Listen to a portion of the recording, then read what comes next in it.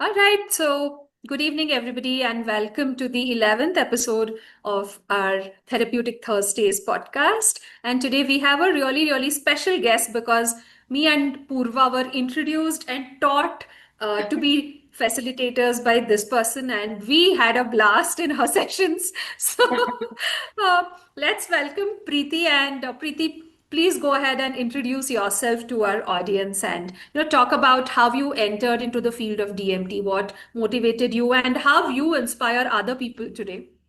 Okay. Thank you so much, first of all, for having me over on the podcast. And I think I'm really excited and thrilled to be here. So thank you for that. Um, Welcome. so, uh, so just to give you a background about myself, I have been in this field for about 10 years now. And I have been working with children, older adults, neurotypical, neurodiverse children. And I work with the hospitals and corporates. And apart from that, I do individual sessions. And of course, the other thing that I love doing is training, future facilitators. And I think that is something that I'm really passionate about. Each year, you see the enthusiasm. I think that is something that really pushes me forward too. And coming to my journey of how I came into this was I was always a dancer, trained in Bharatnatyam, but of course, life took over academics and all that, and I had stopped dancing for a long time. And I had kids, and that's when I realized, that there was something really missing in my life, and I couldn't figure what that was. And very coincidentally, some dance program came up, and I started dancing again. And at that time, it was a small group, I choreographed something, and I also watched, this was a group of women.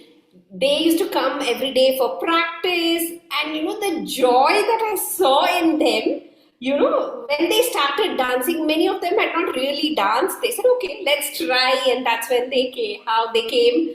And that's when I realized, how movement changed the way I felt personally, and then started seeing this, in the women that I was dancing with.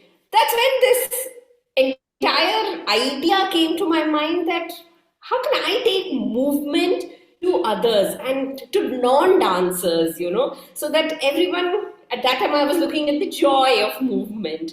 That's what I understood that time. So I kind of started looking up about this and then came across a field called dance movement therapy. And I was surprised that there is something like this. And of course, then there was nothing to stop me. I was like, because I knew what dance made me feel personally. And, from there I was like, okay, this is what I want to do. So I trained. With CMTI, Creative Movement Therapy Association of India. That was in 2015. And then in 2019 onwards, I was training at the National Center for Dance Therapy in Montreal. So 2021, I finished my course. And yeah, I was then continued working with children and adults, of course. So that is my journey, in DMT, how it started. That's so nice, Preeti. And again, both of us, Deepti and I, we are both dancers. So we absolutely resonate with the concept that we want to take our art forward to find out avenues in which we can use dancing as a means to help people or to, Exactly. make people feel better. And so, and you also mentioned how teaching sort of is like you're passionate about it. So I think my Right. question to you is, and because we have seen you teach, we most of what we know is because of you. So how is it for you to actually see people come in those sessions and towards the end of the second module or even after our internship hours are done? to see people just transform into these DMT facilitators. There's empathy already there, but to help them sort of tap into it, to actually find out how to use that empathy and where it is required, how to channel it. How is that for you, the whole experience? Right. Yeah, I think one of the topics that I teach is kinesthetic empathy. And I think I must tell you, that I became a teacher very accidentally. There was one sometime, ago, a teacher couldn't come, and then they asked me to teach one small part of it. And I started teaching, and then I started realizing, how I can kind of contribute something to this field. And from that, I started seeing how the students were picking up, and that gave me more joy. And from there, yeah, I became very passionate about teaching. And like I was saying, kinesthetic empathy is something that is very passionate about. I mean, I'm very passionate to teach about. So, like you were mentioning, when people come in the first module and they start understanding, what is this movement? A lot of the time students come and think, movement, you feel happy after dancing, and okay, but what more? But when they start realizing that there is so much that we feel within our body, and what is kinesthetic empathy? When you move with another, attuning to what they are feeling and feeling it in your body. That is kinesthetic empathy, right? And that's something they start discovering in module 1. And, I tell them, I know this is a vague concept, By the time you come to module 3, where we meet again in person, you will get a better understanding. And that's something that happens that, we do mirroring in the beginning. How do we start off? First, of course, building awareness of self, body awareness. Yeah, that happens in many ways. The next thing is, what I do generally is, witnessing another's movement, right? So one is a mover, the other just witnesses and tries to understand what am I feeling when I see the other move, right? And sometimes responding to that movement, or even when the mover moved, what did the witness feel? Can you move that?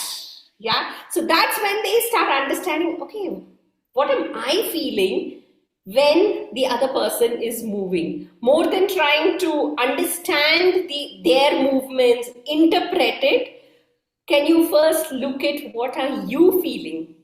Understand, getting more information about the other from yourself, right? So that's something that we do. And then the next part, of course, the mirroring and resonance of movement, attuning to the other happens, right? And then the mirroring and resonating through movement. So that's when they understand that, okay, I feel something in my body when I see the other move.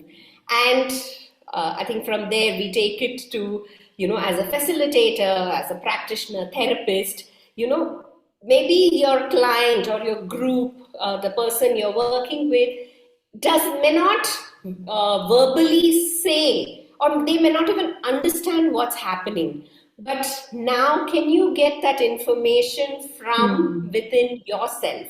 So, like in some sessions when I'm working with my clients, when they move, they're not sure sometimes, what's coming up for them. And there are times they say, I don't know. When I ask them, what are you sensing in your body? They're like, I don't know. I'm not sure. So at that time, I kind of tap into my body. And it's happened that, I've noticed with one client, my arms were very close to my body and they were very tight. And that's when I asked my clients that, I'm noticing this in myself. I'm just curious what's happening in you. And that's when this client noticed, yes, my hands are actually very restricted and tight towards me, and so that awareness was not there in the client. But when I realized this was happening in me, and when I kind of reflected it back to the client, that's when they realized. So, that is kinesthetic empathy, when you kind of move with them and tap into your body to understand what's happening. And so, for students, when they come to the third module, when we meet again in person, and when they move, again, we do the mover and witness. That's when I see the transformation, when the witness shares so much, saying, yeah, I sensed this. And a lot of times, the mover will resonate with that. Yes, that's what that's happening with me. That's what I felt, and I know there's that magic that happens there.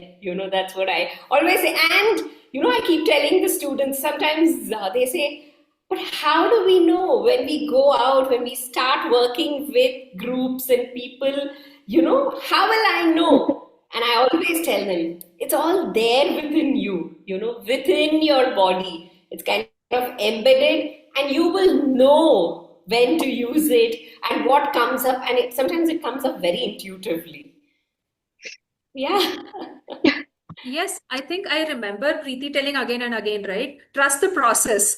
The outcome will come. You just have to trust that process. And this is something that we witnessed, Preeti. If I remember comparing module one and module three, the group got together so well, our batch, and it was because of the kinesthetic empathy that we all shared amongst ourselves, and without realizing, we built it.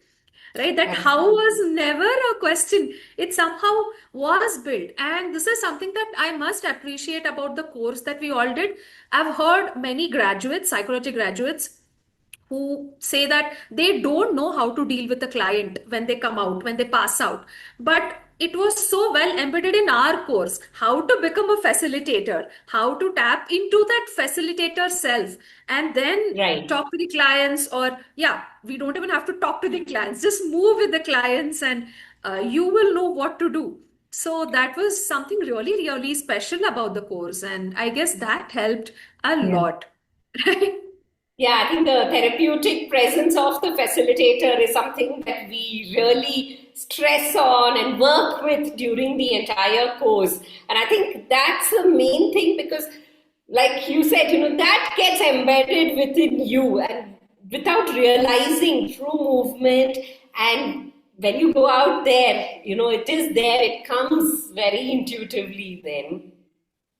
Yeah, even for me, my personal experience, I always had that thing like, oh, okay, because what I am experiencing in class is still happening with people who might have a higher level of emotional intelligence. Hence, they are in this field and doing the course. And the facilitators and our instructors are very well, very seasoned professionals in this. So when I also started my internships, it was a little scary for me that, oh, Because, I don't know if the breakthroughs that happened in class will happen or not. But they did eventually happen, and those were like wow moments. I keep remembering, like, it's still like even now when I'm facilitating a group and some breakthrough happens, it feels sort of little bit like magic, where it feels like, oh my God, this works. It actually yeah. works. Yeah. That's what I always say, I don't know what, it's the magic of movement, Yeah, something that happens at that moment. Yeah. absolutely. True. So, Preeti, I have this question for you. You have, yes, a role as a educator, a trainer, but you also work with individual clients and hospitals and other groups that you mentioned.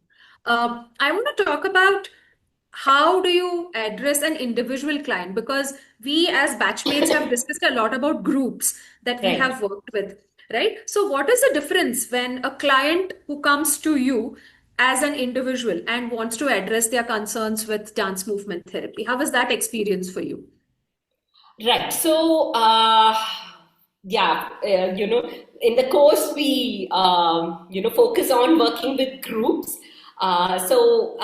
Individual is, a lot of the time it's an issue that sometimes they come up with. A lot of my clients sometimes, come with, I've gone to talk therapy, but I'm not sure. There's something still within me, something in my body, so sometimes they come with that. Even they are not sure what it is. So how I work with them is sometimes, when they're not sure, I take them through some movement activities, based activities. It could be both of us moving together, sometimes me giving some prompts. The client tries out some movement. Sometimes we process it with art. But as we go along, this is when they start then bringing in the issues that, they are facing, in their daily life. So then we pick those specific issues and work using, movement.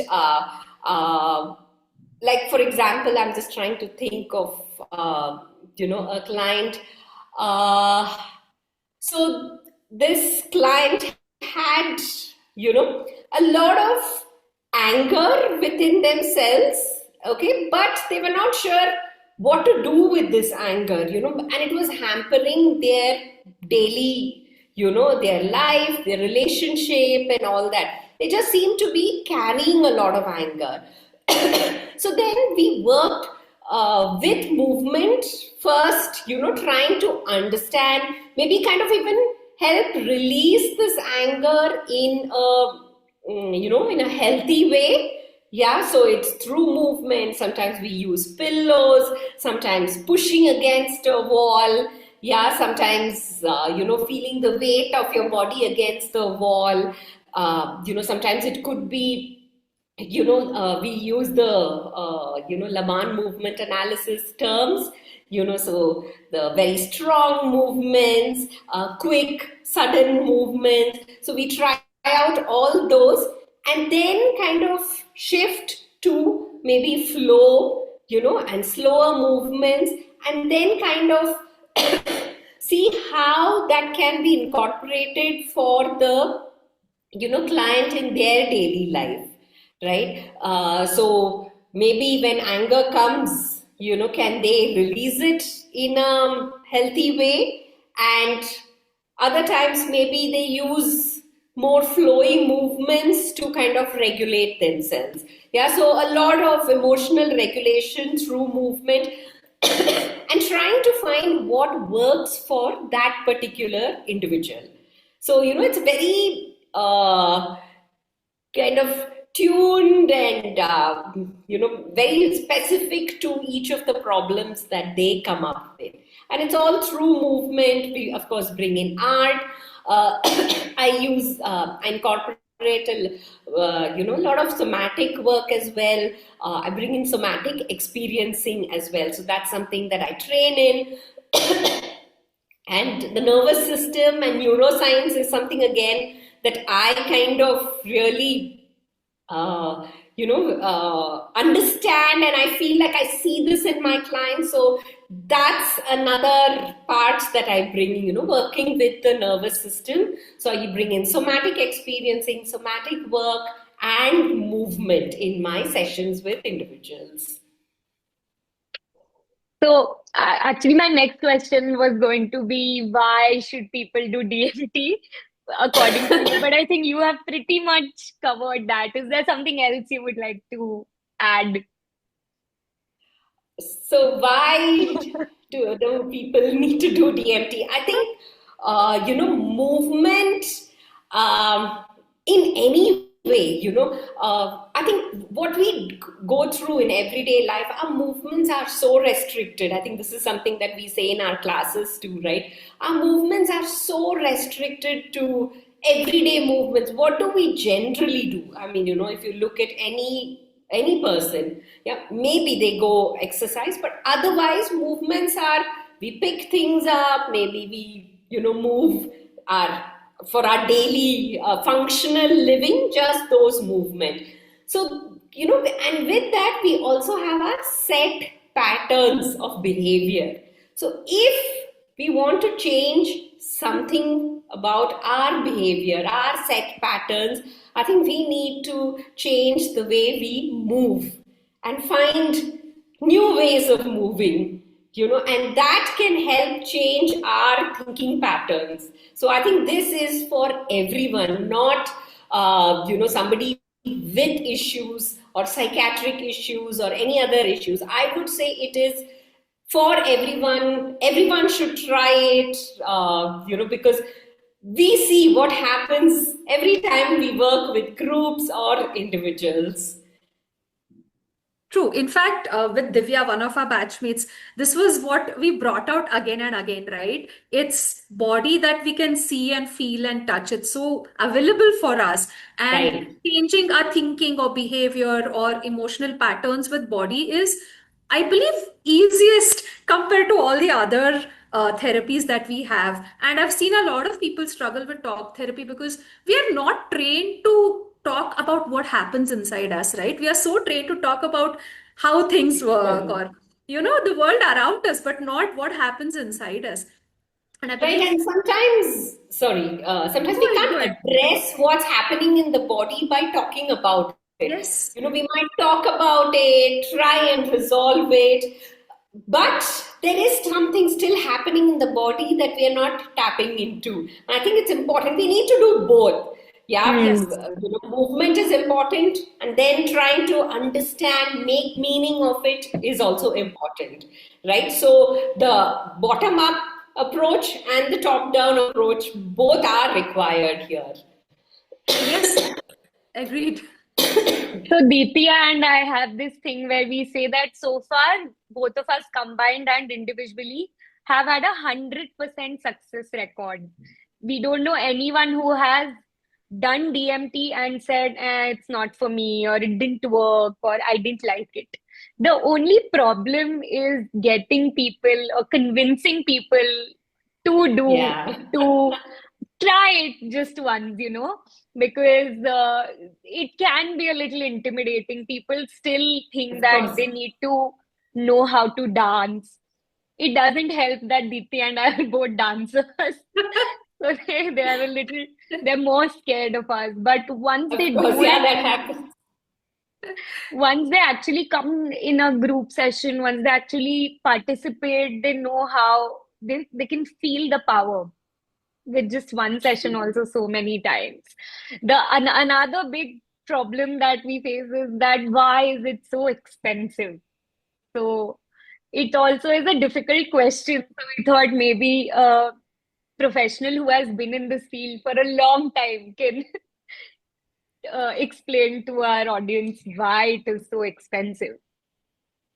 I think one, it is, the lot of training that we all go through, those costs are there. And I think a lot of times, the practitioners, facilitators are constantly training, we have to keep ourselves updated. So there are these costs involved. It's not that you train and that's it, right? A lot of times we need this continuous education. We go attend workshop, we attend classes, we attend therapy. So there is a lot involved. There is a lot behind the scenes as well, and all that requires money. So that's one of the factors I would say that therapy is expensive. But I think maybe what we can do is try and see if I can keep it accessible for people who need it and balance it out somewhere that okay, Hmm. some places, yes, I make my money, we all need to make a living, but on the other side, can I also actually provide therapy or support in any way to people who also need it? So trying to balance that out, I think, is very important. Hmm. Like just today I had sessions. One was in a psychiatric hospital. Okay, and this is for people who can afford, I would say. And on the other end, I had a session at a NGO which is taking care of homeless people with psychiatric issues, right? So I'm like, okay, can I make this accessible even to people who never, maybe would have danced in their life? And when they see me every week, they find that as soon as I walk into the door there, they all come running. Oh, you have come today. Today is Tuesday. There is so much joy. They actually say that they bring me inside. They're like, let's start. They themselves go and call the other patients there and bring them to the space. And they're like, okay, what are we doing today? And the place just comes alive. And these are people who were on the streets, some time ago, and they have been brought here and taken care of. So I think it's important that we all balance this and try and make it accessible to, whichever, part of society, communities. I think that is very important, even, on our part. Absolutely. And I think dance movement therapy has traditionally worked well with groups, right? And I Yes, think yes, group therapy is a very affordable form of therapy. absolutely. We Yes, must motivate and inspire people to come to group therapies if they yes. cannot afford individual therapy. Absolutely. Yes, Right. yes. I think that is one way we can, make it more affordable. Right. Okay, I think this is a very good and a positive and a heartwarming note to end this. But I must say, Preeti, this is such a full circle moment for us to have, Yes. our course coordinator on the podcast here today. And thank you so much for graciously accepting to be here, taking the time out for us from your busy schedule. It is truly a very, very humbling experience for us, and we loved chatting with you. Thank you so much. And I would say, I think for me also, it's a very proud moment to see, students taking this forward. I think now it's up to all of you to build awareness and take this work forward. So I was also telling people very proudly, my students are doing a podcast and I'm going to be there. So it's a proud moment for me too. Yeah, I think as teachers, me and Purva, it is very, yeah, we are full of pride when we see our students doing something. Yeah, Just yeah. something, and we're like, wow, that's my True. student. You are proud to just be associated with them. So yes, Yeah. thank you very much. And I think having a conversation with you is very thought-provoking in some way. I think you carry that teacher personality somehow, even though it's a very casual conversation, but it was still like, yes, there's so much to think, there's so much to churn inside after this small conversation Wonderful. that we Thank had. you. So thank you Thank so you much so for much. being with us, Preeti. Thank you So, so much, Purva. Thank you, Deepti. so we have a small ritual that we do, a movement ritual, to sum Okay. up this entire experience. What would the gesture be that sums up this for you, Preeti? Okay. Uh,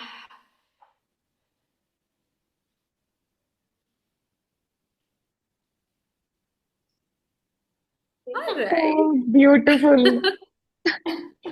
Deepti, why don't you go first this time?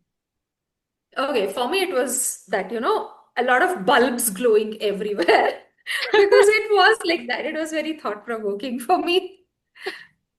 For me, it was this. Like, I just feel like we are back in a class. Yeah, Because yeah, I remember. the whole, yeah, learning process, like the whole year, it was so nice. Firstly, to be a student again after a while, and then to have such amazing course mates and teachers, and it was like an experience I'm always going to carry with me. So this felt Mhm. like a little bit of that. So thank you so much again, Preeti, for joining. Thank you so much for having me And over. We hope to have many more conversations like this with you in the Yep. future. Yep. If there are opportunities. Sure, sure. Thank you Thank so you. much. Good night. Good Bye-bye. night. Good Thank you. night.